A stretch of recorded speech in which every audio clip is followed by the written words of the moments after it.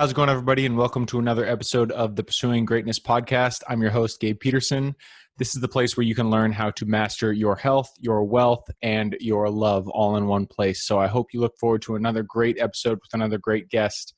Before we get started, I do want to remind everybody that the best way to support the show is to simply subscribe, like, and share this episode with your friends. Also, if you want to get more involved with the show, check out our website at pursuinggreatnesspodcast.com. Other than that, I hope you guys enjoy. I hope you have your pen and paper ready to take some notes on some great wisdom coming your way. And I look forward to seeing you guys on the other side of the episode. All right. And we are live. Today we have with us John Kovaleski. John is a type 2 diabetic, certified nutrition specialist, and nutrition and fitness coach. John comes to us with a great personal story on his health journey and fitness journey. So I'm really excited to get into this one. John, thank you very much for showing up on the show today. Oh, thank you for having me. I am super excited to be on the show. Right on. To get everybody started, why don't you tell us, who you are, what you do, and how you got started down that path in the first place? All right. Well, I mean, you guys already know my name. I started the journey actually started back in 2007. I was just a normal guy, worked every day. I was a mechanic working in an automotive shop, and I was working on a car, and then I wasn't. I was just kind of passed out underneath the vehicle. My boss came and found me. Ambulance took me to the hospital, and about 8 hours later, I woke up from being in a diabetic coma. At that point in time, I had no idea that I was diabetic. I weighed 405 pounds. And when they brought me into the emergency room, my blood sugar was over 500, so it should have killed me. Wow. So just jumping in, what is a normal blood sugar? Normal blood sugar for people that are non-diabetic should be in the 80 to 120 range. And that is usually within 2 hours of after eating. Obviously, once you eat something, your blood sugar is going to spike. But the difference between diabetics and non-diabetics is the fact that diabetics either can't process the insulin due to insulin resistance, or they don't make enough insulin. So, yeah. So typically, wow, you were 500. A couple hours after you've eaten a meal, you should be back under 120 if you're not diabetic. And yeah, I was up over, I think the exact number was like 513. So, and they say anything over 300 will put you in a coma and can kill you. Jeez. So, yeah. So it's like I wake up after being in this coma for 7 or 8 hours, and my wife and kids are there, and they're crying and all upset. And I got a doctor looking at me saying, buddy, at the very least, you're type 2 diabetic if you're not type 1, and you're extremely obese. And if you don't change things, you're going to be dead within a year. And that was the wake-up call that I needed. I was like, okay, you don't have to tell me twice. Playtime's over. It's time to go to work. And it's kind of funny because that mantra, playtime's over, it's time to go to work, has been kind of like my motto that has carried me through this entire journey. And I still use that today in all my content as a trainer and a nutritionist. So, but it was a long journey. Within the first year, I lost about 100 pounds, and that was simply from stopping all the gluttony and cutting out soda. I used to drink Mountain Dew by the gallon every day. Man. I mean, it was nothing for me to drink 1.5 gallons to 2 gallons of Mountain Dew a day. Jeez, I can only imagine the caffeine in that one. Yeah. Never drank water at all. A typical lunch for me was a large pizza, a couple of Big Macs, an order of fries, and a large vanilla milkshake. That was typically what I ate every day for lunch. Wow. So that's crazy. Yeah. So you went, you had this lifestyle. You said this was in what year did this happen? 2007 was when everything came to a screeching halt there. 2000. So pre-2007, you kind of had, it sounds like you were living a good life, but you just didn't have the lifestyle. You didn't have the habits that were, oriented towards health. You kind of, sounds like you were eating too much. Did you get physical fitness during that period, or was it? Well, I was, here's the thing. At 405 pounds, I still got around okay. I had, I'm the father of 5, so it was nothing for me to get out there and play around with my kids. Yeah. I had an active social life. I didn't think there was anything really wrong other than the fact that I was a big guy.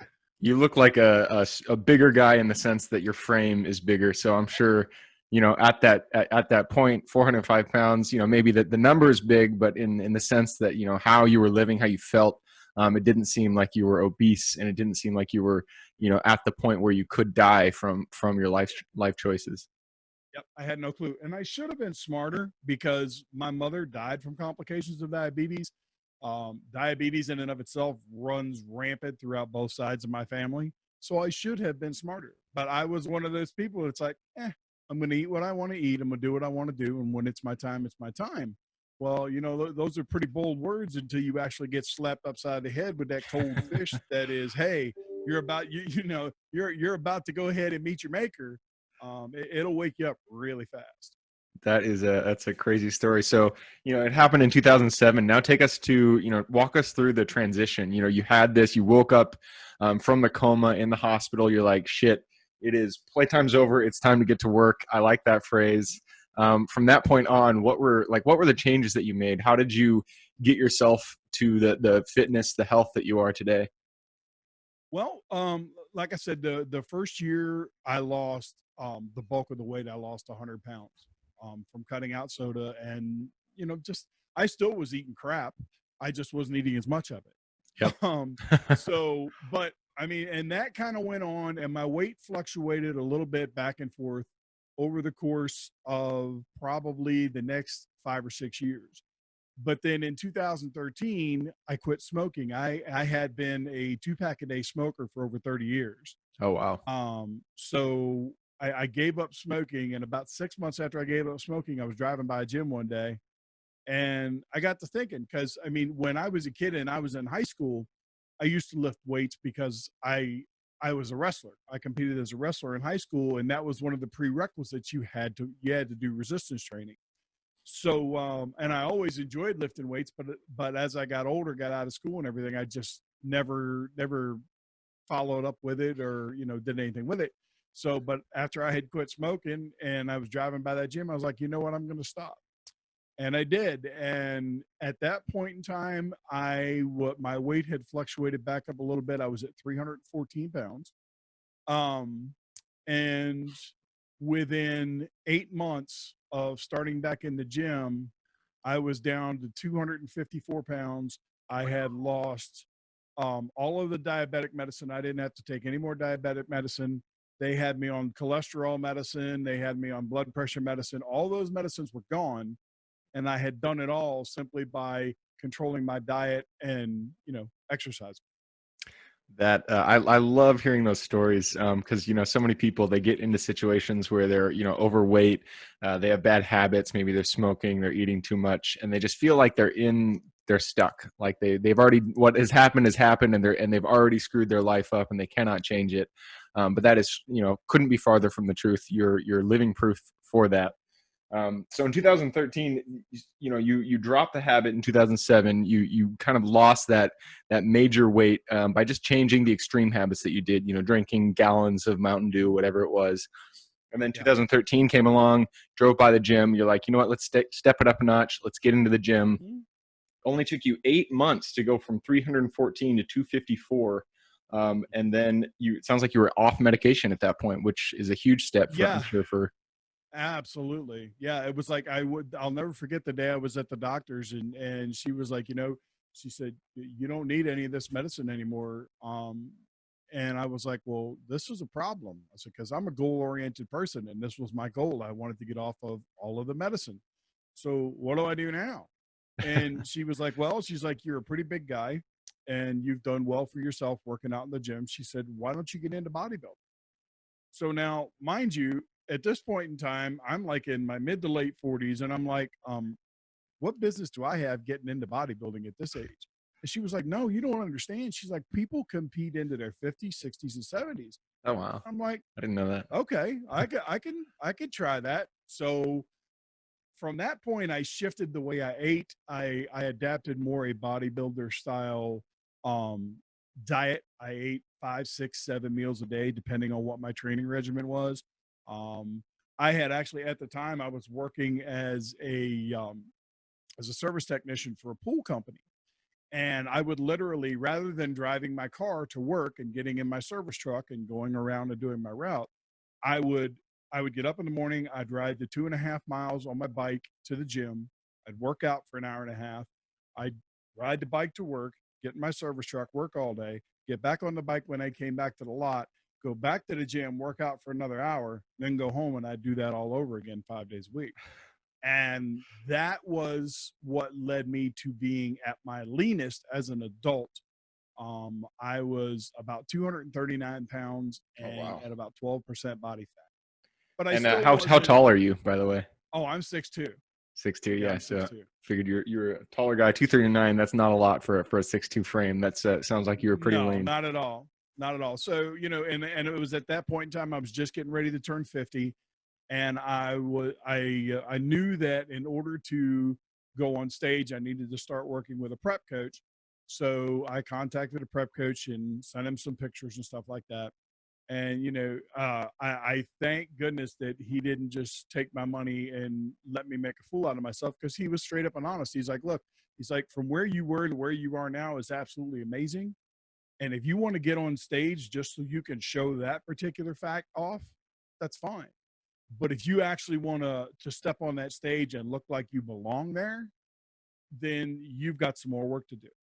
And so I shifted gears yet again. I shifted the way that I was eating. I adopted a ketogenic lifestyle that I was going through for a number of years, because it's the easiest way to lose body fat, plain and simple. And being that I'm getting older in years, the older we get, the more our metabolism slows down. So, when you're a guy like me, you need every helping hand that you can get. So, Wow.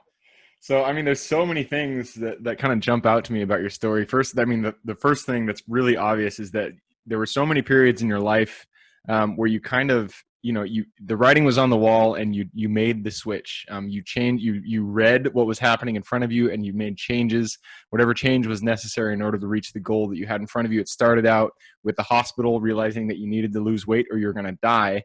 And then it continued on to the point where you were actually going to compete in bodybuilding, which I love. You kept making these changes, you kept improving your life overall. I love hearing that. So, other people are also going through situations like this. And actually, before we do this, I want to go into, I was going to, before I ask that question, I want to ask a different question. Today, you run a business, a coaching business. So how did you get into that from bodybuilding to kind of finish out your story there? well, that's a funny thing. And for the record, I still haven't competed in a bodybuilding competition, but I will. I may be 60 when I get done. I ran into some issues. I had some old injuries to my knees that happened back when I was younger, and they came back to haunt me in the spring of last year. I wound up having to have the meniscus repaired in my left knee, and I had to have a full knee replacement in my right. So I spent the majority of 2019 pretty much being immobile. I didn't do much moving at all.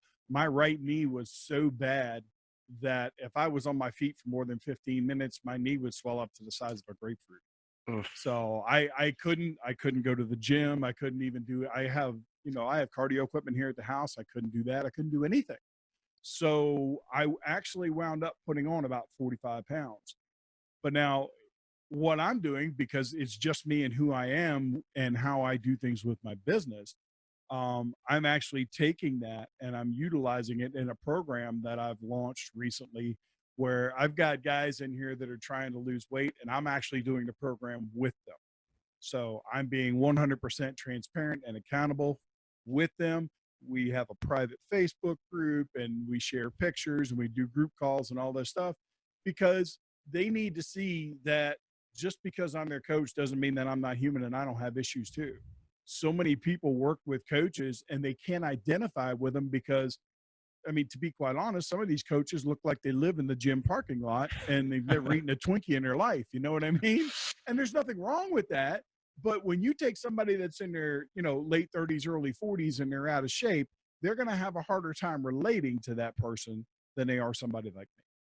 So, but T2 nutrition and wellness all came about last year when I was sitting around. I didn't have anything else to do. I was listening to a podcast episode, and a gentleman named Mark Sisson was on there. He was the guy that created Primal Kitchen and the Primal Blueprint.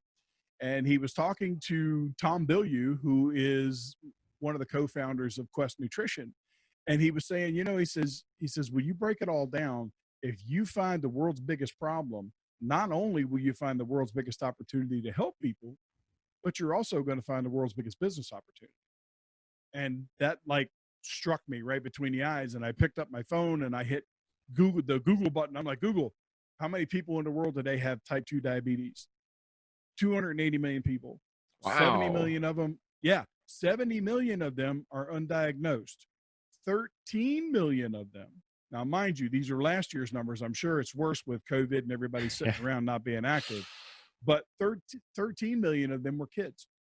Oh, wow. So I was like, okay, that's it. So I ran to my computer. I'm like going to GoDaddy.com and I'm like T2 Nutrition. The domain was available. So I bought it. I built the website and never looked back. I love it. I love it. And wow, those numbers are, I didn't know it was 230 million and then 13 million are children. That is surprising. So I don't know a ton about diabetes. Is it, I mean, obviously it sounds like there is a genetic part of diabetes itself. Mm-hmm. Yeah, you can be predisposed to it. However, you can have zero family history of type 2 diabetes. And if you are obese for too long of a period of time, it'll happen. See, the way type 2 diabetes in particular works. Well, before I do that, let me say this real quick. Type 1 diabetes is your pancreas doesn't make enough insulin. Okay. That is usually hereditary. Okay. So, that's something that most people are born with. It's very rarely, unless they have some kind of virus or something that destroys their pancreas, very few people actually get type 1 diabetes, later on in life. Type 2 diabetes comes about when your body becomes resistant to the insulin. When your body can't process insulin as it should, and it doesn't recognize the fact that it's there. Insulin's whole job is to grab glucose out of your bloodstream and put it into your muscles. Okay. That's what it's designed for. So if your body isn't sensitive to insulin, the glucose that's in your bloodstream doesn't go into the muscles. And if you have excess blood sugar, glucose floating around in your bloodstream, your body has no choice but to transfer it to the liver. The liver takes it, puts it through a process called lipogenesis, and turns it to body fat. So when you draw the lines, when you connect the dots in that whole little circle, it's a very vicious cycle. The more body fat you have, the more insulin resistant you are. The more insulin resistant you are, the more body fat you're going to store. This is why obesity, in my view, obesity is a bigger pandemic than Corona ever thought of being. Obesity kills an average of 2.8 million people every year. Oh, wow. Every year. And that's just the causations of it. That's from diabetes, heart disease that's brought on by obesity, all these different things. Yeah. Obesity is a bigger killer than Corona, hands down. Awesome. Well, hey, man, I've loved your story so far. I think it's super inspiring. I mean, obviously, you've gone through this transition, this transformation, rather, yourself. Like, this is your life. You've lived it, and so you have great wisdom for people who are in that situation, who are 403 pounds, and they know they need to make a change. They're not sure how to, what steps to take. So it sounds like, it took you time to get there. So kind of what were the things, first, what was, you've already kind of gone over the motivation, but what was how did you get yourself to do it?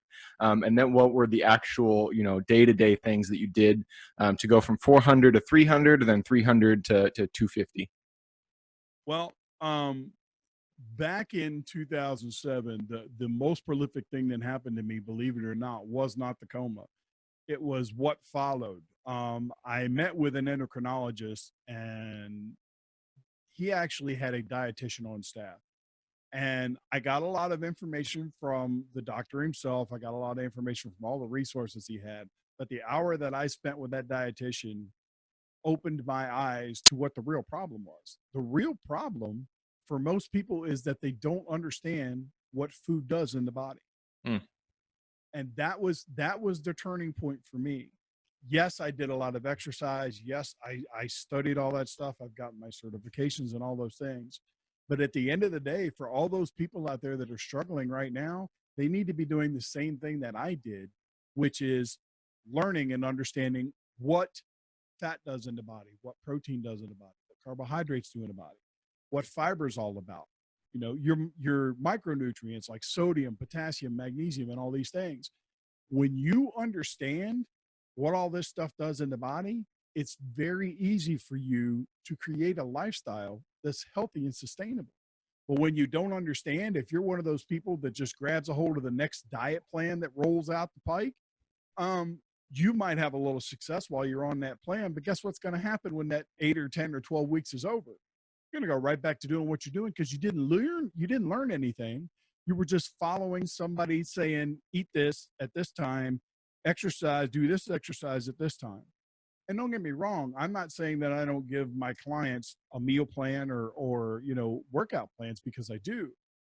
But like, I just had guys start this 12-week program. You know how many meals I gave them? I gave them 1 day's worth of meals. And they were like, why did you do that? What do we eat on the second day? Do we have to eat the same thing every day? I was like, no. What I'm going to do over this 12 weeks is I'm going to teach you how to swap out these different foods, to weigh them, understand, how much protein's in a steak versus 8-ounce steak, for example, versus how much protein's in an 8-ounce pork chop. You're going to know about nutrition after these 12 weeks. And after these 12 weeks, you won't need me anymore. And that's my ultimate goal. I want to teach people how to do this for themselves. Absolutely. Yeah. So it really, I mean, it comes from a lot of your change came from the knowledge that you acquired from the endocrinologist, from just reading on your own, doing your own research, and figuring out, how food actually affected your body. And it sounds like it was quite an eye opener, to the point where you lost 403 minus 239, whatever that is, 150 plus pounds. Yep.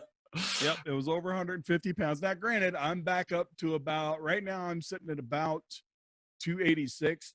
But when I started this program with these guys 3 weeks ago, I was 297. So, the whole thing about the programs that I'm doing now is I want the average guy, the 40-plus-year-old guy who's got a wife and 3 kids, and he's out there busting his butt, but he doesn't have a clue how to make himself any healthier. That's the guy I want to work with, because number one, he's going to be able to relate to me. And if he can relate to me, I can get through to him. I can get through to his mindset. I can I can help him understand the things that he needs to do to create that healthy lifestyle.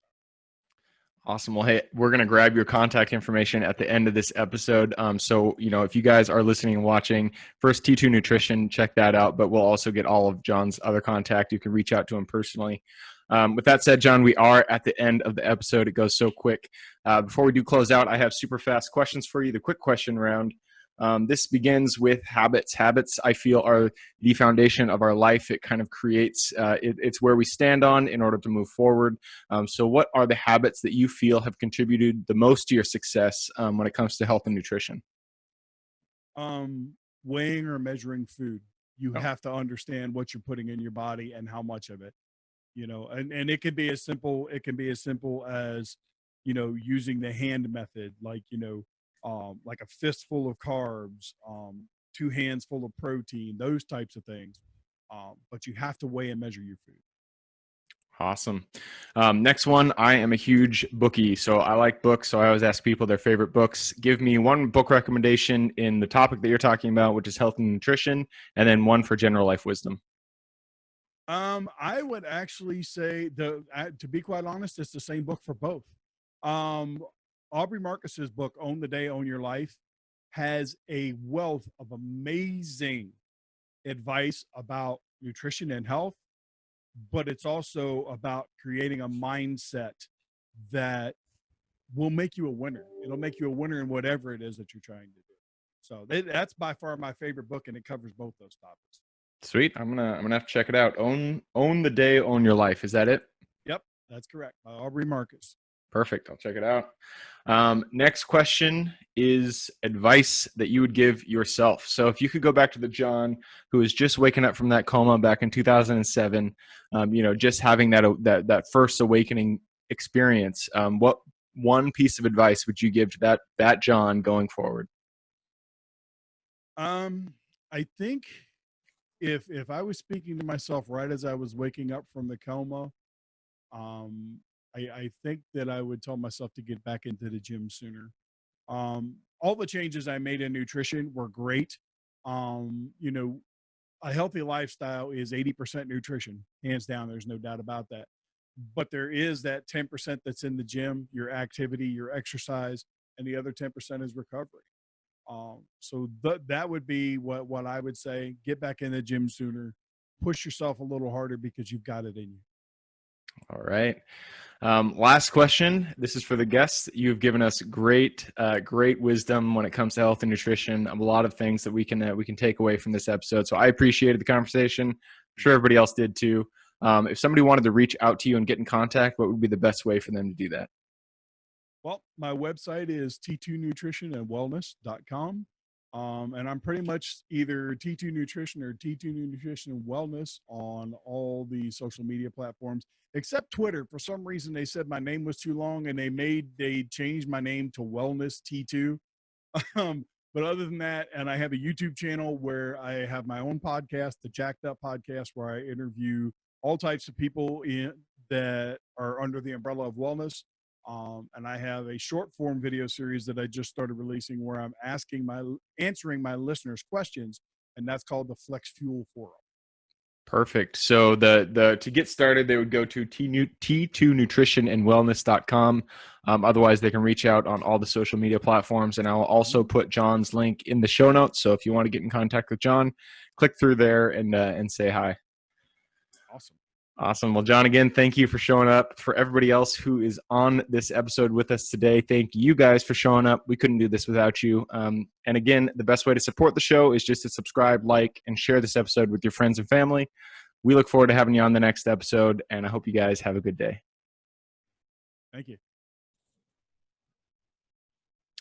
Thank you guys for sticking with us on another episode of the Pursuing Greatness podcast. I hope you got a lot of value out of that guest. Again, the best way to support the show is just to subscribe, like, and share with your friends and family.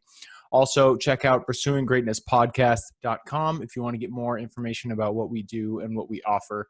I hope you guys have a great day and keep living in integrity with yourselves. And I look forward to seeing you on the next episode coming shortly.